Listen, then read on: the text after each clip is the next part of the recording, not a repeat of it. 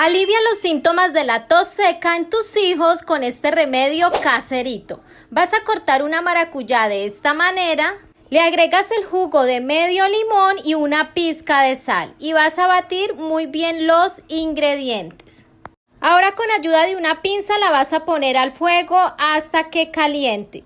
Le vas a agregar media cucharadita de cúrcuma que tiene propiedades desinflamantes y mezclas muy bien. Endulzas con miel de abeja. Tomar calientico 3 veces por semana. A mis hijos les funcionó porque tenían una tos que no se la quitaba con nada y lo mejor es que es natural. Guarda y comparte esta receta con ese hogareño que la necesita.